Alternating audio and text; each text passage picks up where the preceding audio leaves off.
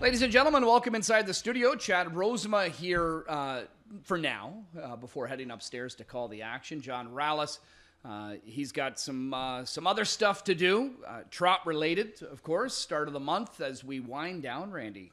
We are into the final month of 2025 already. Yeah, it's amazing. And you know what we're going to do?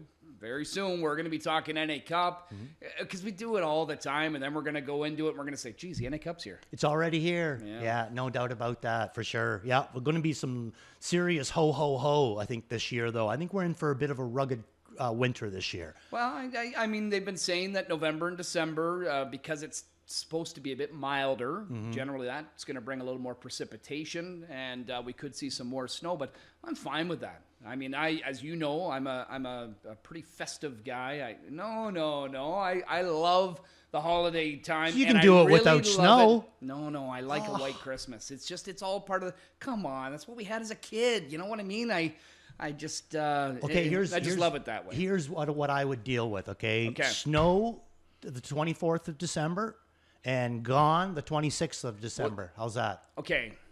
I'll take it every day all the way up until Christmas, but then Boxing Day, yeah. Let's go. I want to get the golf clubs back out by then. And it just generally doesn't work that way. Yeah. But, have you ever winter golfed? No. Yeah, I've seen people do it. Oh, you it. mean like indoor, you saying? No, there's people that actually play winter golf. They will actually go out and play a round of golf. I'm a very fair weather golfer. No. Even Porty would tease me that, if the wind is just up a little bit, he'd be like, oh, Rosema's out. Yeah. Kind of like my driving. Yeah.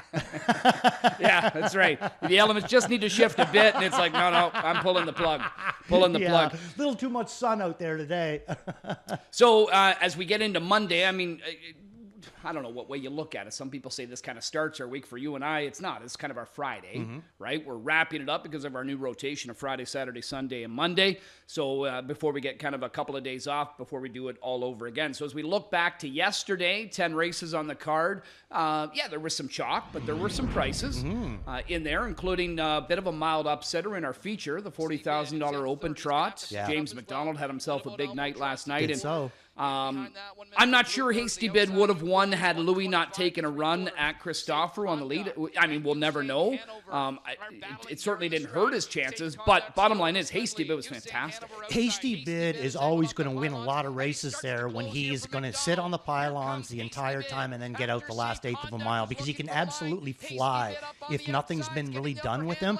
James knows this horse like, he knows exactly when to make the move, when to push the button, everything about him, So I think that Safe Conduct raced fantastic last night. Yeah, he's in good form. Right, and earlier on, Chris had sent one of the messages that Chris had sent up had said that he doesn't necessarily like to race him in front all the time because he gets a little bit warm and he doesn't relax, the way that he wants him to. So that might have been a little bit of a case of that last week. But again, two really, really nice horses. But you can't take nothing away from the ability that Hasty Bid has been born with, however you want to look. He can go out of the gate 1,000 miles an hour, sit quietly, and then the last eighth of a mile or quarter of a mile, he can just stoke it right back up again. Yeah. Really nice horse. What about Elmo? Had a similar trip last night to Hasty. He raced well too once he kind of got to the outside. He too, another one. I wouldn't be surprised to see him win one of these opens here soon, but that was Hasty Bid's first ever open victory. Yeah. So congratulations first to of many, I Paige think. And James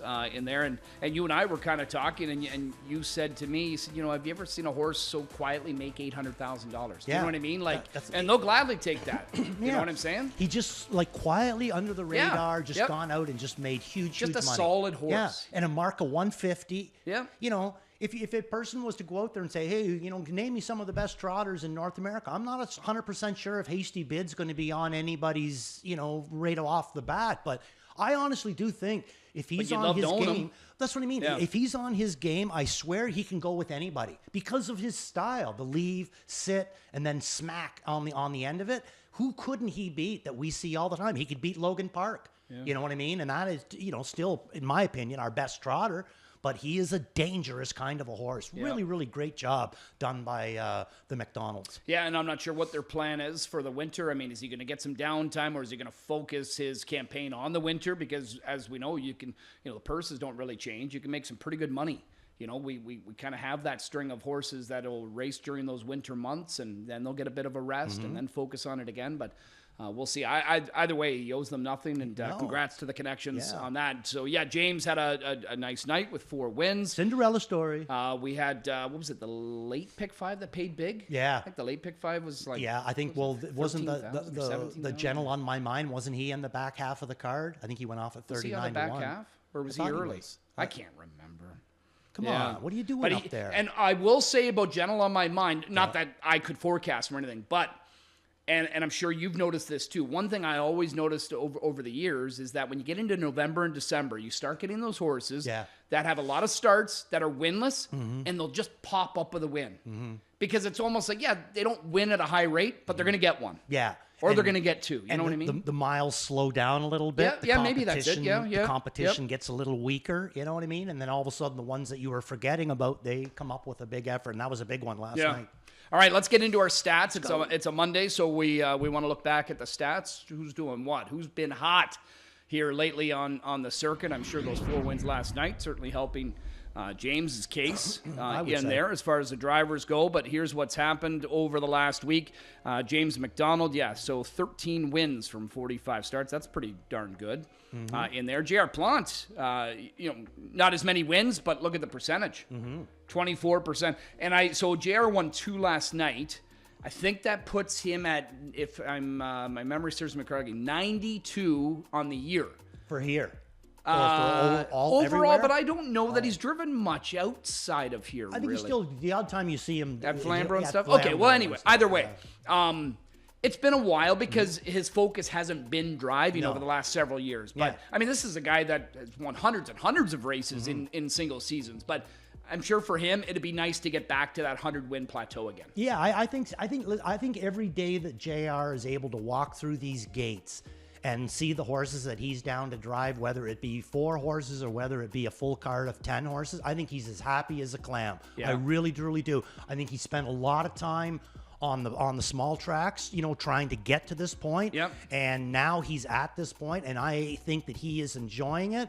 And not only is he enjoying it, but I'm enjoying it too, because he adds a completely different element to a race. Yeah, and he, I think I looked the other night, I think he's inside the top 10 of our driver standings here. Yeah, I'm pretty sure. Travis Henry, this is kind of that first full season we're sort of seeing him here. He's making his presence felt. Is he ever? He had that upset last night for Mark Etzel, Timel Riggs. Was that it? Yeah. He's actually won 3 in a row here, that horse.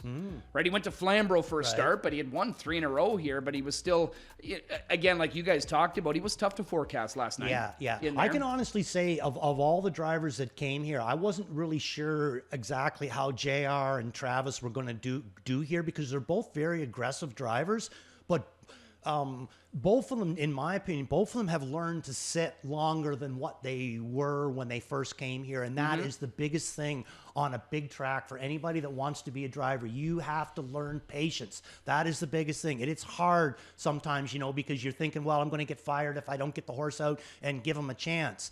But you get that horse out too early, you give him a chance, and now you're looking at a 4th or a 5th. You stay in, and you get through, you're looking at a win or a second. And these 2 guys have really started to do that a lot. Daryl Thiessen's another guy that come here, and he's very aggressive most races, but you can see some of those wins he's popped up with are horses that he's sat or, been able to follow cover, or, you know what I mean?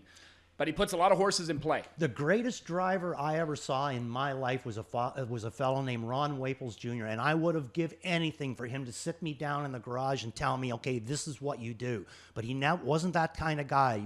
You learn on your own, and that's how it goes. He'd never criticize, and he wouldn't praise. You just had to learn everything on your own. One time when I was racing on a big track and not winning very many races either, finished in a lot of 3rds and 4ths, and was in Minnesota on a mile track, and he came into town, drove 10 horses that he'd never sat behind in his life, and win 6 of them that day, and said to me on the way out, and never said anything to me about driving, but said to me, when a guy's on a big track at the head of the lane, he's better to take a long, long look up the inside than worry about pulling on that right line. And that's what I guess I'm trying to say, the same thing that my father told me.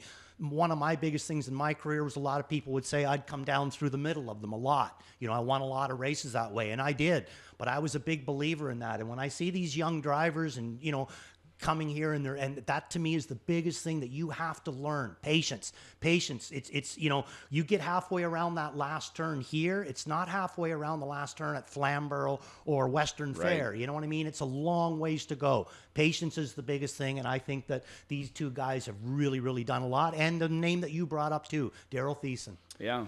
Guys, I think we're going to see more and more of, obviously, in the winter. Some of our regular guys will probably take some chunks off and things of that nature. As far as trainers go, what's been happening here lately? Kyle Fellows, I just announced the other night with, forget which, I think it was Barbadian Breeze, was his 100th winner here for the year. Now, I can't remember if Kyle has reached that mark yet here, but whether it's still a nice feather in the cap, and he and Dave Benary right now are the only two guys to have 100 wins or more on the circuit currently.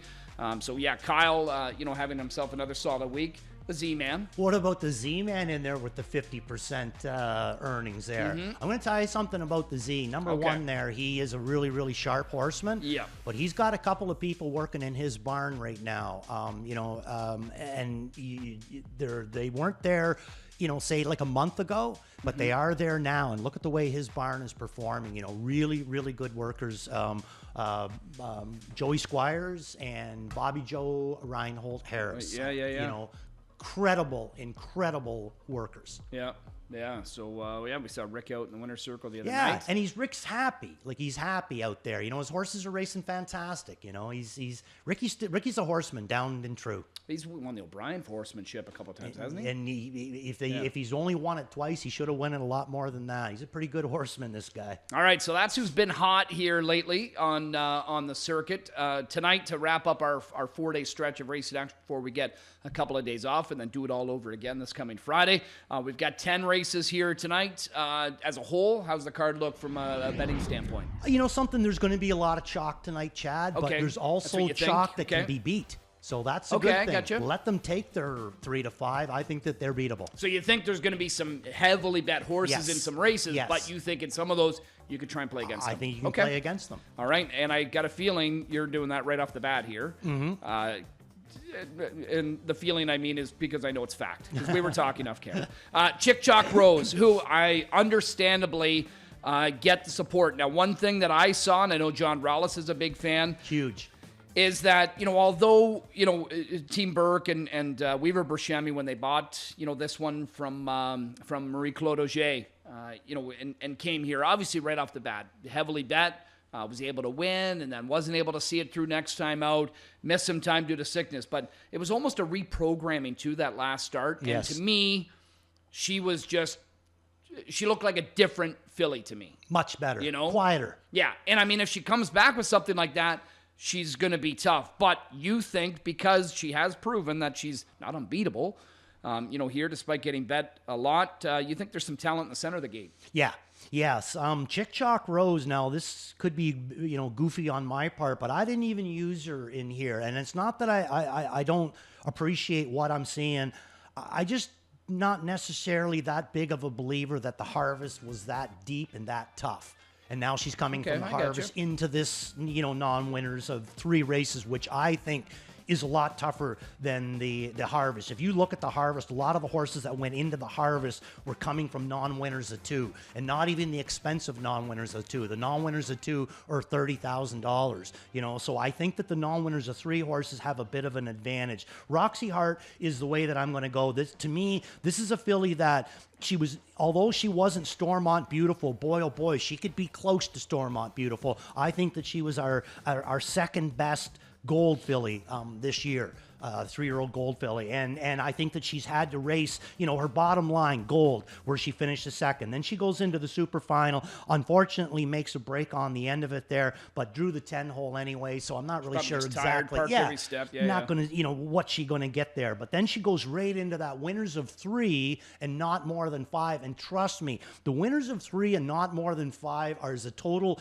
different package than the non-winners of 2. So she goes into there for 4 weeks. The first two, she finishes second in there, racing really, really good in against JG's Pal and Wild Turkey Hanover. You take JG's Pal and Wild Turkey Hanover and you put them in here, I say you got a 1-5 shot instantly. And she raced good in against them. Then she makes a break from the rail. Then she goes right out her next start, and what does she draw again? The rail. So I think that Mario was really, really careful with her so that she didn't make the 2 breaks in a row and then has to go to, potentially might have to qualify or whatever. I think he was just really, really careful with her in that last start. Now she's got the middle of the gate. She's got a clean line underneath her, and she's in straight non-winners of 3, not the winners of 3, not more than 5. She's come down into this winners of 3. There's a few of these horses, in my opinion, that have now come up to meet Roxy Hart. I'm going to go Roxy Hart in here. Yeah, well, she ends up adding the claiming tag now. Yeah. Right? Mm-hmm. Yeah, they priced her with her allowances 105.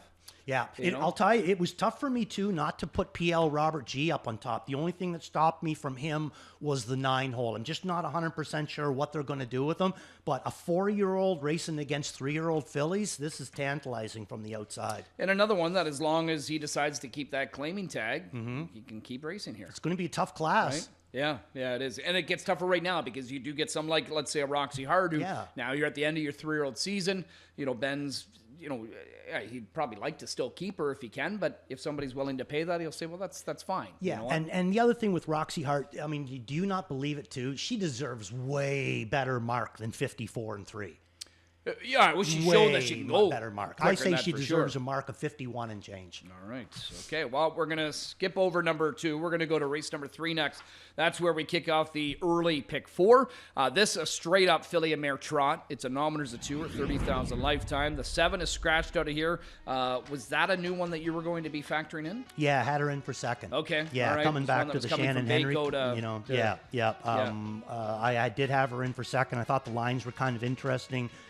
I thought it would be a good fit. Did you say coming back? Was this one that she had before? No, just okay, coming into the Shannon Henry camp or whatever. There is another one, though, tonight, I think, that is coming back that used to be here. Well, Captain Vanya. Captain Vanya, yeah, he's coming back, too, as well. But, no, she's not going to be playing with us tonight, so I'm going to, won't be using her. Ivy Lynn will now be my second pick in there, but I go Cadiddle. I like Cadiddle in here. Another sort of a situation. I think that she's been racing way up over her head. Now, so tonight she's going to face the non-winners of 2 or $30,000, right? So you go down or look at her bottom lines, Chad, when she raced non-winners of 3 or 30,000, and she finished third in there out of the 8-hole. Non-winners of 3 or 30,000. So obviously somebody had an extra win. It's basically the non-winners of 2. They just opened up the races because the purse is the same. It's basically the same race, the non-winners of 2 or 30,000 or non-winners of 3 or 30,000. And look how she's racing. The last time that she exits that class, she finishes second by a neck, comes flying on the end of it to resolve, almost gets the job done. Now she goes from that race, which is the replay that we're going to show you, November the 10th. Now she goes up into the optional 60 claimer, draws the 10-hole, gets parked most of the mile, just didn't work out for her. Then her next start, what does she draw? What would be bad spot for Cadiddle? The rail. She gets the rail, gets away in a bad spot again, up into this non-winners of 3 or $50,000. Now she plummets back down to non-winners of 2 or 30,000. So let's take a look at Cadiddle, the last time that she raced in this class. And that's going to be for, I think Phil Houdon was driving her that night. Yes, he was. For Phil Houdon and Jerry Duford. First over to boot, too, on a nasty, nasty night. And I'll tell you, she really, really raced good. I love this one. Again, a 4-year-old racing against a lot of 3-year-olds in here. I think that it's a big, big advantage for her. So Cadiddle, inside draw, but not too far inside. Not that stinky old rail again. Just a spot where I think that Phil can do some damage. And like I said, she never stops coming forward. Dougie ends up getting the job done here with Resolve. But look at the difference, and she just keeps coming. Cadiddle, four wins so far in her career, and basically that's about what all we're looking at with the rest of the ones in here. 4 wins, I think, is the tops. Yeah, and I got a feeling we're missing something in the classification. I think there's got to be some I kind of noticed. misprint. I noticed. There's horses that don't fit this class. I noticed that. Well, the one that we just talked about. Cadiddle, Hobnob Hanover doesn't fit the class. That's what I'm saying. So there's something probably missing in here. I don't know. When I head upstairs, I'll have them maybe look into You that. get on that, Sherlock. Yeah, okay. I'm telling you, though, that this is a big drop down for this girl. And I mean, she's been in here recently. I mean, if I brought this up on Track It, probably November 10th, it would likely say there's something additional in there. Right, right. Right. Whatever it may be. But anyway, there's probably just something missing on that program Things page. that make you go, That's right. Okay, so no surprise to see her being rather popular in there because, again, it is an opportunity that looks like it's a lot easier. That's exactly what it is, Chad, an opportunity. Yeah, it certainly is. Okay, we're going to skip over 4. We're going to head to 5 next. 4th race, by the way, kicks off the Pick 6 wager. Here last night we had some nice interest in the new money wager to go along with it. It was a small carryover, but it's just the power of a carryover. Yeah, it is. And what it's amazing, it can do. Isn't it? Yeah, and I'll say the power of, because there was a couple of times this year when they just said, we're going to have a mandatory payout with it. Mm-hmm. It's not that there was a carryover by any means. It was just, we're going to have a mandatory, just for bettors to know it's going to pay regardless. Right. And they just happen to and bet they it. just pound it. Yeah, it just happens to be a good one. Okay, so the anchor leg, Randy, to the early pick 5, race number 5. Here we go.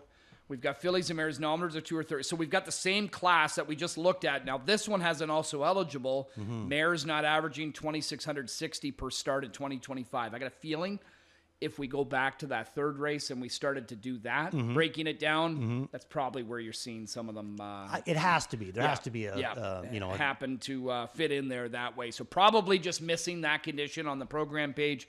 We'll see if we can maybe confirm that for you. But who do you like in here? I singled this race in my closing leg of the pick 5, and I'm going to go Shampoo Girl. I was going to say Shampoo Girl. Well, how good did she look last week? Yeah. It was your classic second start Lasix. Yeah.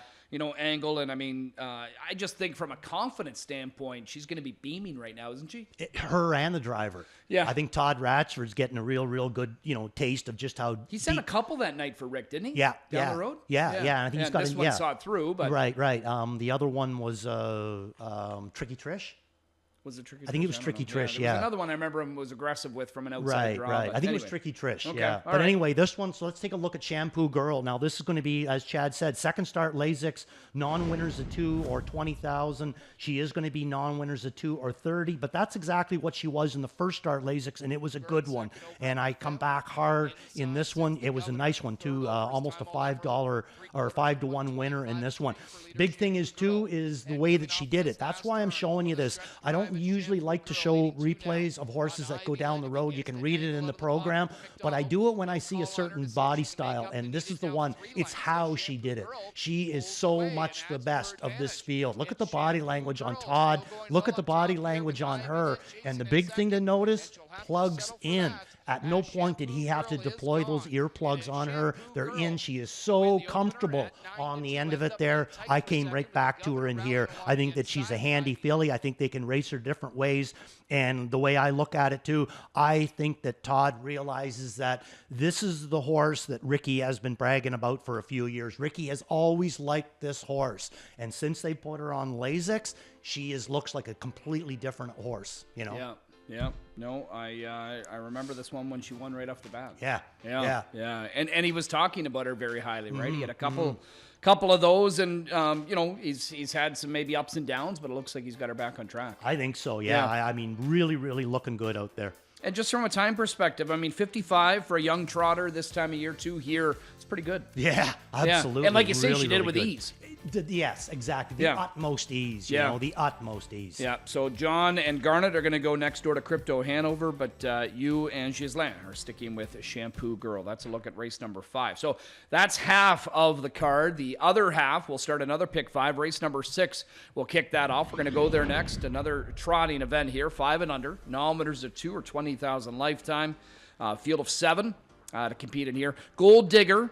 As the Clear Choice morning line coming out of the Harvest Series, where it was used pretty aggressively, but wasn't able to hang on. J-Port Cash was able to parlay that leg 2 victory into a victory in that final. That was for Thiessen, right? Yeah. Yeah. He drove both times. Yeah. And he was a horse to watch for you going into the second one, I think, right? Second start Lasix. He was flying late in the first leg. Yeah. So he's one that's kind of got it going right now. But Gold Digger, I know you're going to try and beat this one. And I'm not convinced he will necessarily be the favorite, because where you're going, this horse is going to get some play here. Yeah. Okay. So Gold Digger, I think that I got him in for 4th. I think it was a good effort in his last, but I got to start to see a little bit more on the end of it, right, Chad? That's what, 4 times? No, not 4 times. 3 times he's been here and yet to beat 30 seconds on the end of it. I know it's not the greatest of weather sometimes, but still, he's got to show a little bit more on the end of his miles. So I'm going to throw him in as a part of it, because I think that this class has gotten a little bit tougher between, French Vodka being in here from the 2-hole, Comma really starting to look a little bit better since they've gone to the trotting hobbles on this one. This one looked incredible in his last start for James, and James coming right back again. But Charlie Cheeks, and before I talk about Charlie Cheeks, you kind of know the reason why I'm going with Charlie Cheeks. We talked about it before. Give me your thoughts on when these trotters go into Ben Bergeron barn first time. Well, it's just, we've seen this movie many times. The Rankins, they've got their homebreds or yearlings, whatever it may be, that they may have purchased. A lot of times, Shane Weber will develop them. And Ben will develop some too, but Shane gets to develop a lot. And then at some point, they generally will make the move over to Ben's barn. Yeah. And a lot of times, it's immediate. You'll see a turnaround. We can see that he makes some equipment adjustments here tonight with this guy. But one thing that, stands out with Ben, I mean, amongst a plethora of things he does really well as a horseman, again, another great horseman, is he gets more speed out of trotters than a lot of guys do.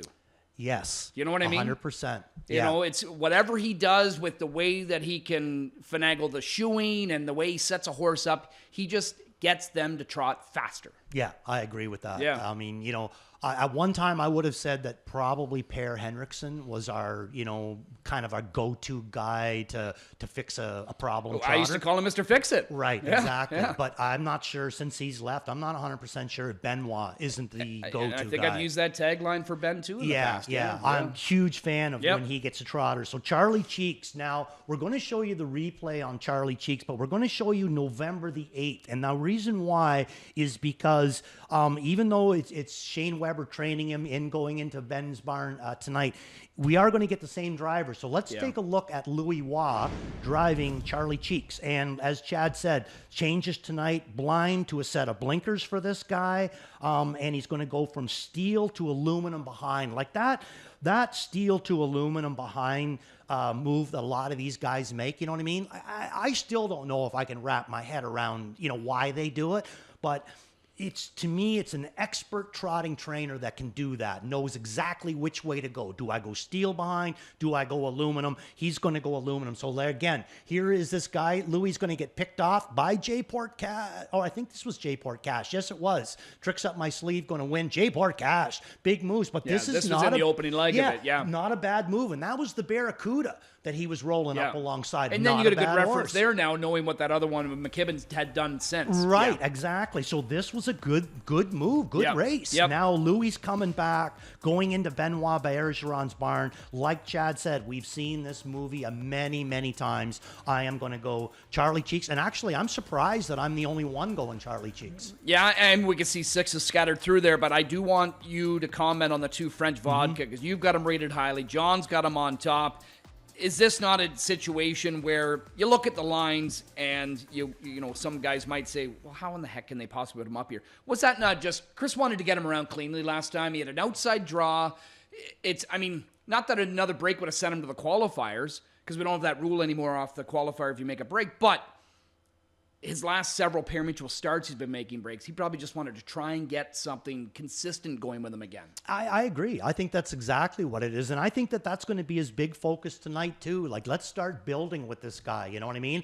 But he's got a lot of talent, brings a lot of speed, brings a lot of talent. So I think that even if he sits back with this guy, gets a nice, easy trip with him, I think he can be second. Maybe he can even jump up and grab the Gagne, because he is a very, very talented horse. But I kind of moving more towards what Chad said, that they're trying to get this guy back onto a good rotation, get him in on a 7-day rotation, get him in with some confidence too, get that fitness going. I mean, he only raced 5 times last year, and he's only had 9 starts this year, 14 starts lifetime, so he's not exactly what I would consider to be a crack and fit kind of a horse. So I think each week he's going to get a little bit better and a little bit better, and one of these times it's not going to say 11 lengths that he was beat. He's going to get beat like a length or 2, and then that, to me, is the time that I would jump on him the next time. Okay. All right. So things to look forward to in the kickoff to the late pick 5. We're going to skip over 7.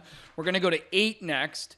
5 and under here. It's a nominators of 3 trotting. It's a trot-heavy Monday program. We've got a field of 8 in here. There is an optional claiming tag. So, again, you've got some that maybe have just started, coming up with the claiming price tag. How about ready for landing? Coming here and putting the win streak on the lines. Won 5 of 8, but 5 in a row here coming into Mohawk. That's where I went. I went him, and then he brings other things too. He's a 4-year-old tactical landing gelding, and his biggest competition is going to be a 3-year-old trotting filly with the rail. In my opinion, I think Flash Chap is going to be his biggest competition in here. So ready for landing is the way that I'm going to go. Flash Chap in for second. But I'll tell you, the one that I was so looking forward to her making her second appearance because she was so good. The first one is the 6 horse, Clarissa W. First start Lasix for that girl in that first start. And in all mine, it was a good one. Now this is going to be second start Lasix, middle of the gate, good rotation to go by, coming out of a good barn. But all of a sudden, here comes ready for landing. Yeah. I'm going to go, and like you just said too, and right now you can't beat him. You can't beat this horse. So I'm going to go with ready for landing. Flash Chap, who I think is going to get the best trip of anybody and maybe could get the job done for Louis again. And Clarissa W. in for third, but I'm really, really scared. So much of Clarissa W., Chad. It was good effort last week. Yeah, that I'm going to, I went 3 deep in my late pick 5 and only in a field of 8, and I still used all 3 of them. Yeah, Julie had a winner last night, right? Yeah. The old horse. Oh, gosh. Now his name escapes me, of course. Yeah, James drove him. James, Yeah, the good open horse. Yeah, not Phoenix. No. Who was it again? Other day shifter, I know that.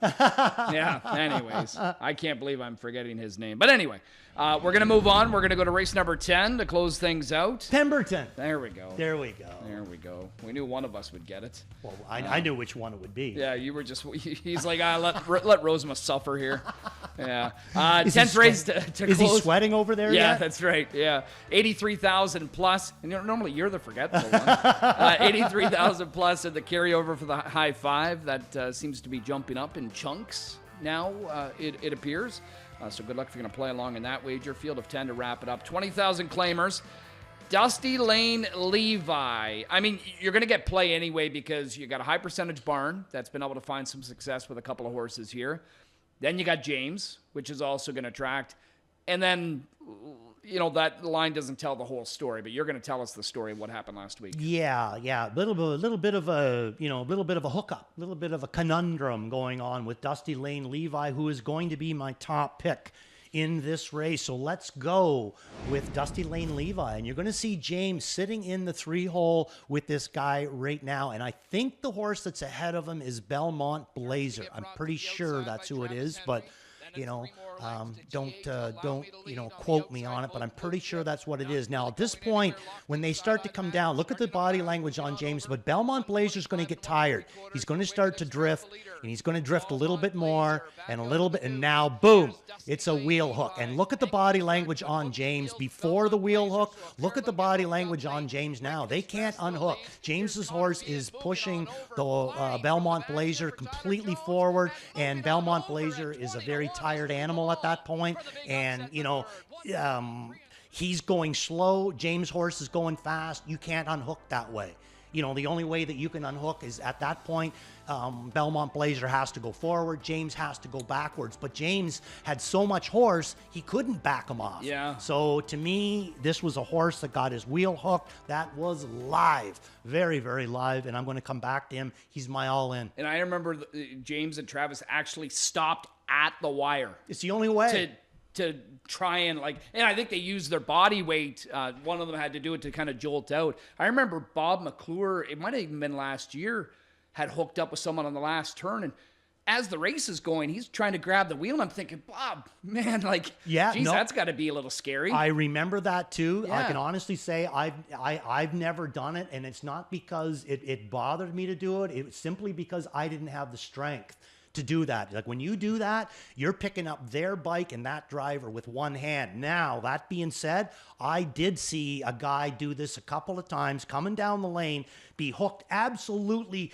You could see the smoke is coming off the tires, and he just reached over, picked up the other guy's bike, moved it over a couple of inches, and then dropped it. Mike Vanderkamp. Oh, yeah. I seen him do it different times, and yet he's the only guy that I seen do it, and it's the way that he did it. It was just like he was brushing off a fly. It was like a nuisance to him. It's like, what? Yeah, You're hooked on, and then he just picks him up, moves him over, and then drops him. Yeah, it was amazing. He's the king of Grayskull, right? He-Man Vanderkamp. We've got a scratch in the 10th race, too, by the way. Now, the 6-horse up front, BB Judges Transportation.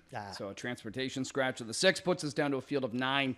Outside horses are going to get helped a little bit from there. Okay, early pick 5. Mondays, for whatever reason, just always seem to be very popular.